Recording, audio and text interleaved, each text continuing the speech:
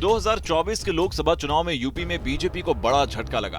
BJP को प्रदेश में सबसे ज्यादा सीटों का नुकसान हुआ। ऐसे में इस नुकसान को लेकर चर्चाएं हो रही हैं और यूपी बीजेपी में आरोपों का दौर शुरू हो गया है। इस बीच पूर्व केंद्रीय मंत्री और मुजफ्फरनगर से बीजेपी सांसद संजीव बालियान के आरोपों का बीजेपी के पूर्व विधायक संगीत सोम ने पलटवार किया है। साथ ही संगीत सोम ने बीजेपी और आरएलडी से गठबंधन को लेकर भी बड़ा बयान दिया है।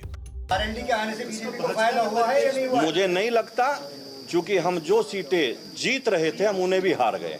आरएलडी के साथ होने की वजह से वोट डिवीजन को भाजपा के परिप्रेक्ष्य में किस तरह से देखते हैं? देखिए, मैंने आपको बताया, ये पार्टी का विषय है। पार्टी इस पे चिंतन मनन कर रही है और पार्टी इस पे देख रही है कि ये डिवीजन क्यों हुआ। चिंता का विषय है ये हमारे लिए चिंता का विषय है। मुजफ्फरनगर में बीजेपी की हुई हार का जिम्मेदार संजीव बालियान मेरठ से बीजेपी के पूर्व विधायक संगीत सोम को लाकर गंभीर आरोप लगा रहे हैं। संजीव बालियान के आरोपों पर संगीत सोम खुलकर बोले। उन्होंने बालियान की हार के लिए उन्हें ही जिम्मेदार ठहराया। मेरे इलाके में तो वो जीते, लेकिन वो खुद के इलाके में हार गए। संगीत सोम के कई बयान है, उस बयान का बड़ा नुकसान देखा जा रहा है। अगर माना जाए जी, मुख्यमंत्री की रैली हुई है, रैली होने के बाद तुरंत बाद उनका बयान आता है, लेकिन ऊपरी तल में मतलब माना जाए प्रदेश अध्यक्ष या कोई कार्रवाई नहीं की गई, जबकि बयान अलग अलग बयान आए। हाँ, मैं उम्मीद करता हूँ कि कार्रवाई होनी चाहिए थी और आगे भी उम्मीद रखूँगा अपनी पार्टी से कि जो बिल्कुल खुले तौर पर जिन्होंने समाजवादी पार्टी का चुनाव लड़ा है और यहाँ बड़ी पोजीशन लिए हुए हैं और सरकारी सुविधाएं भी ले रहे हैं, तो कृपया करके पार्टी, मेरा निवेदन रहेगा, पार्टी इस पर शायद ध्यान देगी। संगीत सोम ने जिस तरह संजीव बालियान की हार के लिए उन्हें और आरएलडी गठबंधन को जिम्मेदार ठहराया, उससे पश्चिमी यूपी में सियासी हलचल बढ़ गई है। आरएलडी के शीर्ष नेतृत्व ने इस मुद्दे पर पार्टी नेताओं को बेवजह बयान देने से बचने की हिदायत दी है। मुजफ्फरनगर विधानसभा हमारी ऐसी विधानसभा है भारतीय जनता पार्टी की, जिस विधानसभा को विपरीत परिस्थितियों में भी भारतीय जनता पार्टी 30 से 40 हजार वोटों के मार्जिन से जीतती है। लेकिन इस बार उस विधानसभा को भी हम 800 वोटों से जीते। खतौली विधानसभा हमारी ऐसी विधानसभा है जिसे 30 से 40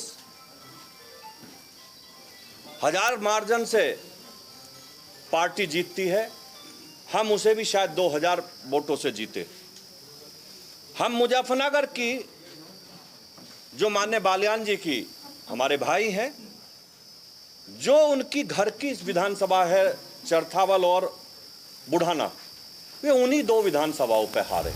लोकसभा चुनाव में पश्चिमी यूपी के नतीजों ने बीजेपी के लिए खतरे की घंटी बजा दी है। ऐसी चर्चाएं हैं कि यहां लोगों को बीजेपी और आरएलडी गठबंधन का साथ रास नहीं आया, जिससे कहीं न कहीं बीजेपी को नुकसान का सामना करना पड़ा। वेस्ट यूपी में जाट वोटर्स अपने प्रभाव की बदौलत 10 सीटों पर नतीजों को प्रभावित करने की क्षमता रखते हैं।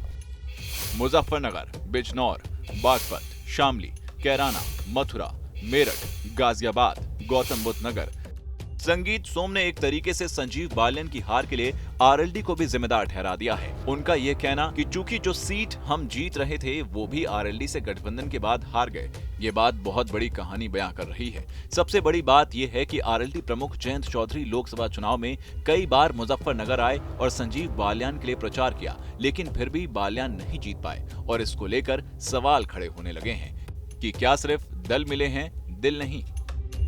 कुल मिलाकर पश्चिमी उत्तर प्रदेश में आरएलडी को लेकर संगीत सोम के इस बयान के बाद फिलहाल आरएलडी चुप है, क्योंकि जयंत चौधरी ने अपने सारे प्रवक्ताओं और नेताओं को कह दिया कि गठबंधन धर्म का पालन करें और जुबान से कुछ ना बोलें। तो फिलहाल तो ये मामला दबता दिखाई दे रहा है, लेकिन अंदर ही अंदर दल तो मिले, दिल ना मिले की बात पर एक बार फिर मोहर लगाता दिख रहा है। वीडियो जर्नलिस्ट नवीन पाल के साथ अभिषेक शर्मा, मेरठ न्यूज़ स्टेट, उत्तर प्रदेश।